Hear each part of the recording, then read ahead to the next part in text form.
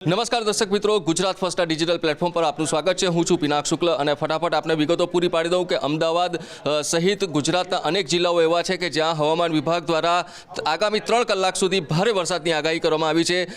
Weather જે રીતના disturb છે એકદમ, અને આપે જોયું છે કે છેલ્લા 24 કલાક કરતાં વધારે સમયથી સતત જે રીતે વરસાદ પડી રહ્યો છે એ વરસાદે અનેક રેકોર્ડ તોડ્યા છે। દક્ષિણ ગુજરાતનો હોય, અમદાવાદનો વરસાદ હોય કે આજુબાજુના વિસ્તારોનો વરસાદ હોય, આ વરસાદે એક પ્રકારનો રેકોર્ડ તોડ્યો છે।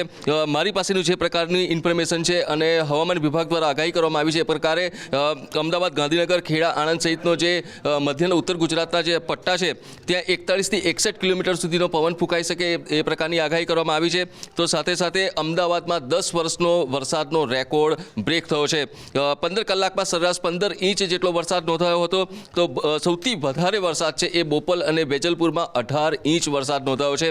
મારી પાછળ જે આપ જોઈ રહ્યા છો એ વિંડી છે અને આ એ લાઈવ દ્રશ્યો છે કે જેના માધ્યમથી આપને જે પિક્ચર છે એ ઘણું બધું ક્લિયર થશે કે વરસાદ અત્યારે કેવી સ્થિતિમાં છે અને જે અલગ અલગ વિસ્તારો છે એ વિસ્તારો પર પણ સૌથી વધારે અત્યારના તબક્કે જે વરસાદ છે એ વરસાદી સિસ્ટમ એક્ટિવ છે।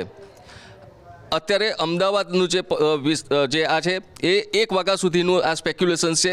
1 વાગ્યા સુધીમાં જે ધ્રાંગધ્રા, સુરેન્દ્રનગર, મોરબી, માળિયા, રાજકોટનો જે પટ્ટો છે, બોટાદ છે અને જે દક્ષિણ ગુજરાતનો જે પટ્ટો છે ત્યાં સૌથી વધારે અત્યારે વરસાદ જે છે એ દેખાઈ રહ્યો છે।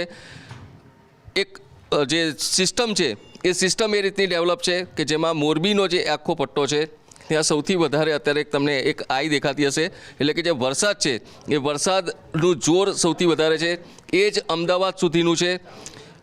થોડોક અત્યારની જે કરંટ સ્થિતિ છે એ પ્રકારે અમદાવાદ પર જે વરસાદ છે એ વરસાદની સ્થિતિ બિલકુલ પરફેક્ટ રીતે બનેલી છે અને એટલા માટે છેલ્લા 24 કલાક કરતાં વધારે સમયથી સતત વરસાદ પડી રહ્યો છે।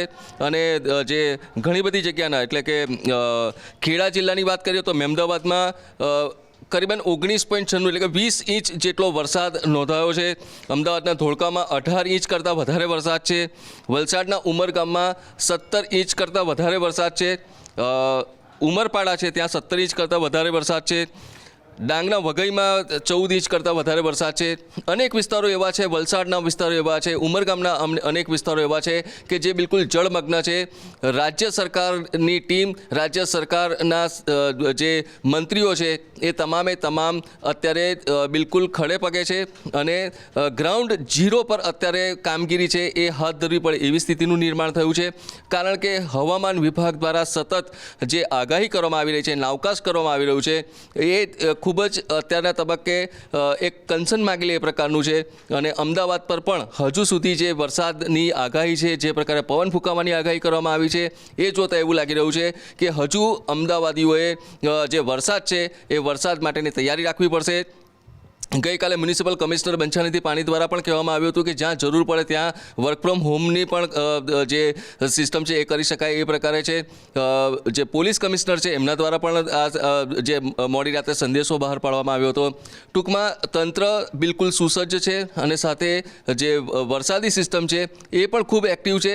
જોવાનું હવે એ રહે છે કે અત્યારના તબક્કે જે વરસાદ છે એ વરસાદ ભલે ધીમો પડ્યો છે પરંતુ આગામી સમયમાં એનું જોર કેવું રહેશે। તમામ લેટેસ્ટ ઇન્ફોર્મેશન સાથે ફરી વખત આપની સાથે ઉપસ્થિત રહી, ત્યાર સુધી મને આપો રજા। નમસ્કાર।